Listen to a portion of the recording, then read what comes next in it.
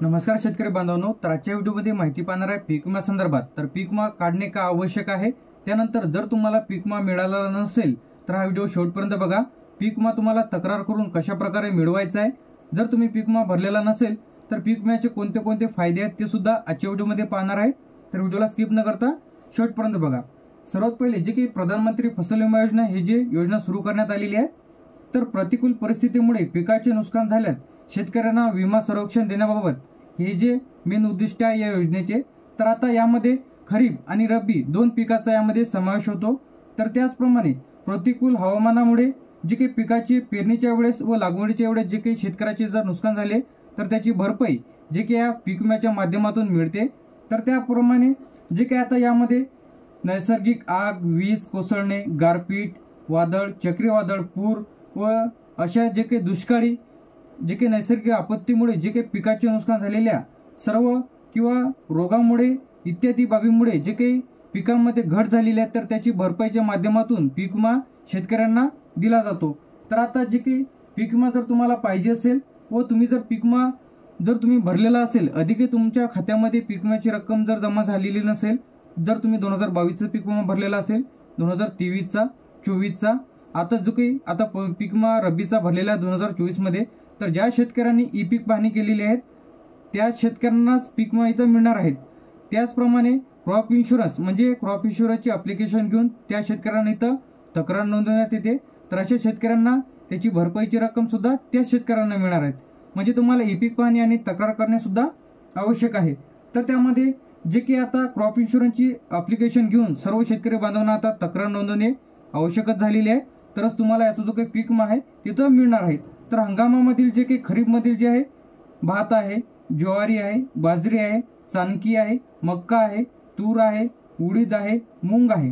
त्यानंतर कडधान्यामध्ये जे आहे भुईमुग आहे, सोयाबीन आहे, तीळ आहे, कराळे आहे। नगदी पिकेमध्ये कापूस आहे, कांदा आहे। त्याचप्रमाणे रब्बी पिकामध्ये जे काही समावेश आहे गहू आहे, हरभरा आहे, बागायत आहे। त्याचप्रमाणे जे काही भुईमुग आहे, रब्बीमध्ये जे काही नगदी पिकेमध्ये कांदा आहे, तर अशा पिकांचा यामध्ये समावेश होतो।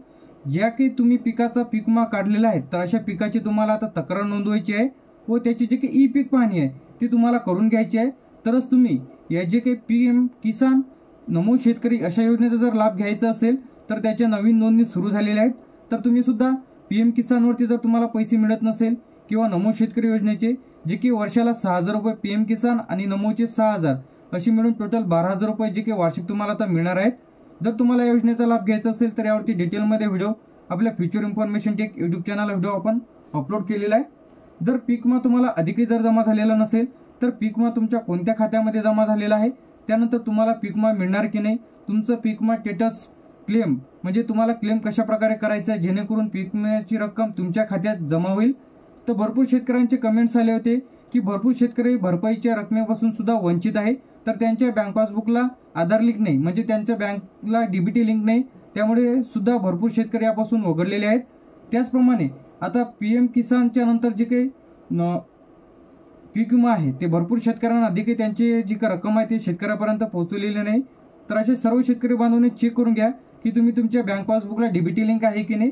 जर डीबीटी लिंक नसेल तर सर्व शेतकरी बांधवांना इथं आवाहन करण्यात आलेलं आहे की 15 तारखेच्या 15 जानेवारीच्या तुम्ही तुमची ई पीक पाहणी करून घ्या, त्यानंतर तुम्हाला तक्रार नोंदवायची आहे, तरच तुम्ही पीक विमा इथं तुम्हाला तुमच्या खात्यामध्ये जमा होईल, अन्यथा तुम्हाला पीक विम्याचा 1 रुपया इथं मिळणार नाही।